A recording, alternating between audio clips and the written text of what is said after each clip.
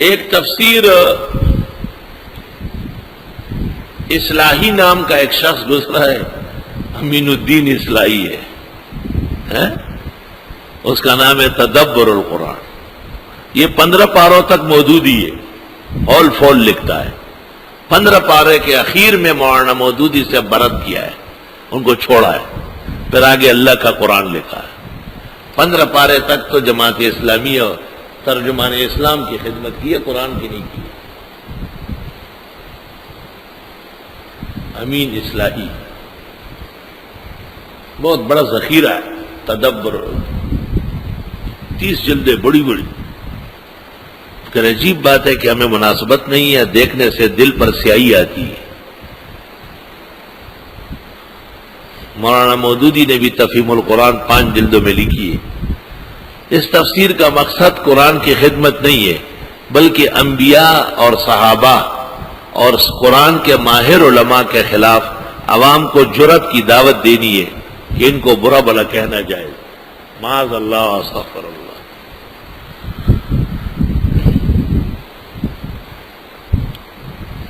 اللہ اکبر و کبیرہ. تفسیر میں مودودی صاحب نے جا بجا جب موقع ملا ہے تو انبیاء علیہ السلام پر بھی تنقید روا رکھی ہے، اور یہ تنقید سخت ترین الفاظ میں ہے. کوئی گوشہ نرم رکھنے کا جواز نہیں ہے ان کے ہاں. یہ مطلق ان کے دل و دماغ میں نہیں ہے کہ یہ نبی مرسل ہے. کبھی لکھیں گے موسیٰ علیہ السلام جلباز فاتح ہے، کبھی لکھیں گے یونس علیہ السلام سے فریض نبوت کی ادائیگی میں عظیم کوتاہی ہو رہی تھی، کبھی لکھیں گے داؤد علیہ السلام عورتوں کے عاشق تھے اور حسین عورت دیکھ کر کے وہ بے قابو ہو جاتے تھے. تو ایسے شخص کو نبی نے لوگوں کی ہدایت کے لیے بھیجا ہے، تو یہ پیغمبر کیسے ہوگا جو خود نفس پر قابو؟ انا للہ و انا الیہ راجعون. یہ تفسیر ہے. تحریف کس چیز کو کہتے ہیں؟ داؤد علیہ السلام کے بارے میں قرآن کہتے ہیں نعم العبد نعم العبد انہ اواب. کیا پیارے بندے تھے، ہر وقت ہمیں چاہتے تھے. یہ کہتے ہیں وہ عورتوں کو چاہتے تھے. یہودی پراپیگنڈا اور یہودی مشن کا ایجنٹ آدمی ہے. مودودی خیال لوگ گھبرائے بھی نہیں اور برا بھی نہ مانے. خدا کے دین کی حفاظت فرض ہے، افراد کو کیا کرنا ہے؟ جب وہ نبیوں کے بارے میں اتنے غیر محتاط ہے، کیا ہمیں حق حاصل نہیں ہے کہ ان کی غلطیوں سے امت کو آگاہ کرے تاکہ وہ اپنا عقیدہ اور ایمان بچائے؟ عجیب بات ہے، وہ نبیوں کے بارے میں جری ہے، اور اگر ہم درس میں طلبہ کو 2-3 جملے کہیں تو لوگ کہتے جی آج آپ نے عجیب پڑھایا. ہم نے بالکل صحیح پڑھایا، اس سے زیادہ صحیح سبق کوئی اور ہوا ہی نہیں ہوگا. کبھی لکھتے ہیں داؤد علیہ السلام بری سوسائٹی سے متاثر ہو گئے تھے. کبھی لکھتے ہیں یوسف علیہ السلام ڈکٹیٹر تھے، ان کی حیثیت اٹلی کی مسولینی کی تھی. کافر کے ساتھ نبی کو تشبیہ ہے، کافر مطلق کے ساتھ. کیا سلیمان علیہ السلام کا مقام اور مرتبہ قرآن پر ایمان رکھنے والے کو معلوم نہیں؟ انبیاء کے بارے میں ایسا کلام چلتا ہے کیا؟ کبھی کہیں گے نوح علیہ السلام ایمان کے معیار سے گر گئے تھے. وہ کون ہے جو ان سے بچا ہوا ہے؟ کبھی کہیں گے صحابہ کرام میں خود غرضی، لالچ، بخل، طمع، ہرس، ہر بیماری لکھ کر کے 8-10 بیماریاں کئی سب صحابہ میں موجود تھی. اتنا خراب اور برا تو آپ کے جماعت اسلامی کا بگوڑا کارکن بھی نہیں ہوگا جو آپ صف اول کے مسلمانان امت کو کہتے ہیں. یہ سب باحوالہ اور باصفہ ذکر کیا جائے گا، گھبرائے نہیں آپ.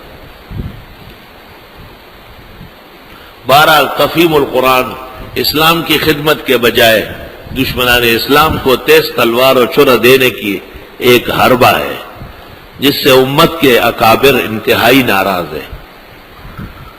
عبد الماجد نے صحیح لکھا ہے کہ تفسیر جسے تفسیر کہنا مشکل ہے، وہ ایک غلط تاریخ ہے اور تلبیس پر مشتمل تحریف ہے.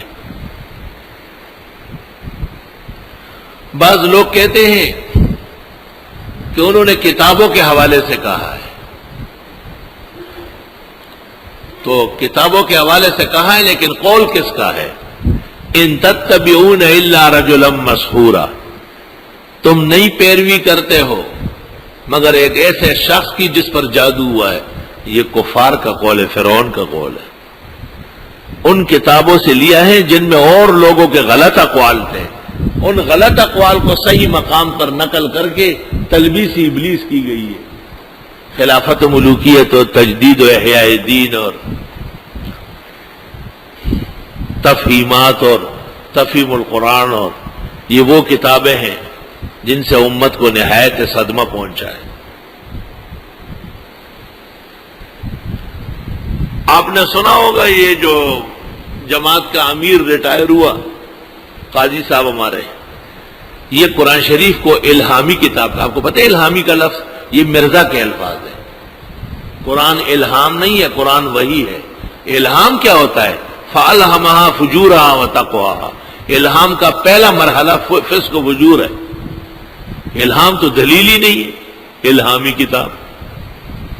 الہامی اس لیے کہا تاکہ اس کی حقیقت الوحی، تریاق القلوب وغیرہ کتابوں کی گنجائش پیدا ہو جائے کہ مجھے بھی الہام ہوا ہے۔ اس کو الہام ہوا ہے نہیں، ہماری کتاب قرآن الہام نہیں، قطعی وحی ہے۔ اسے الہام تنزیلا من الوحی، اندیشہ ہے کفر کا۔ باقی قاضی صاحب استاد محترم حضرت مولانا لطف اللہ صاحب کے بھانجے بھی ہے اور داماد بھی ہے۔ میں ان کو بہت قریب سے جانتا ہوں اور وہ مجھے خوب جانتے ہیں۔ میں نے 5 سال حضرت الاستاذ مولانا لطف اللہ صاحب سے جہانگیرے میں پڑھا ہے، لیکن وہ مودودی نہیں تھے، یہ زبردستی ان کو مودودی ظاہر کر رہے تھے۔ حضرت کا ایک بیٹا تھا بڑا عالم فاضل، لیکن جمعیت العلماء کے مقابلے میں وہ اس طرف جنوح رکھتا تھا۔ میرا بڑا شوق تھا کہ میں ان سے پڑھوں، تو حضرت نے مجھ سے کہا کہ دن سبق مو آیا، میں جماعت اسلامی تے میں اعلان دے علم بدی بھی برکت شی۔ قاضی صاحب کو میں نے یہاں یہ واقعہ سنایا، بڑا خفا ہو گئے، بس جلدی اٹھنے لگے۔